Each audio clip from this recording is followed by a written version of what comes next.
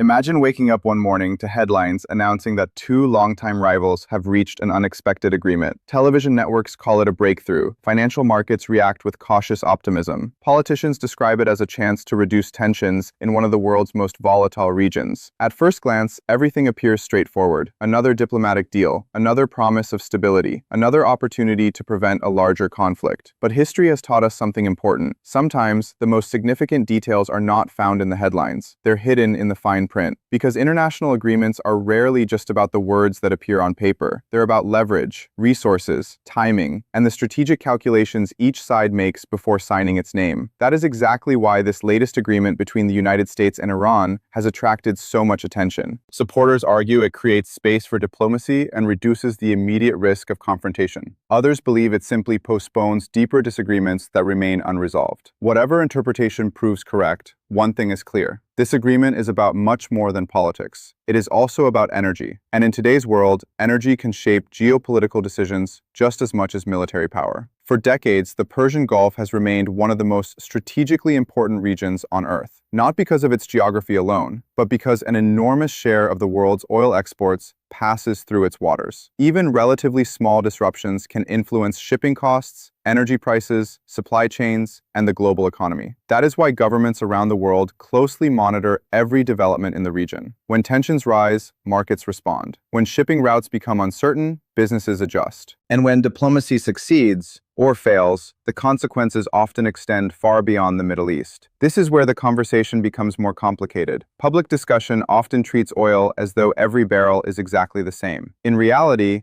different types of crude oil have different characteristics. Some are easier to refine. Others require specialized industrial facilities designed over decades to process specific grades. Changing those systems is neither simple nor immediate. That means energy security is not only about how much oil exists. It is also about whether existing infrastructure can efficiently process the supplies that are available. This technical reality rarely receives much public attention, yet it plays an important role in long-term planning for both governments and energy companies. Logistics matter, infrastructure matters, and supply chains matter. Military power alone cannot solve every strategic challenge. Neither can diplomacy by itself. Modern geopolitics increasingly depends on the interaction between economics, technology, and security. This agreement therefore raises several important questions. Will it genuinely improve regional stability? Will it make global energy markets more predictable? Or will it simply create a temporary pause while deeper disagreements continue beneath the surface? No one knows the answer with certainty. International politics rarely provides simple conclusions. Agreements often reduce one source of tension while leaving others unresolved. And every government evaluates success according to its own priorities. That is why analysts continue debating the broader significance of this deal. Some see an opportunity, others see a strategic compromise. Still others argue that the real impact will only become clear months or even years from now. To understand why opinions differ so dramatically, we first need to examine one of the world's most important maritime choke points, a narrow waterway that influences global energy markets every single day.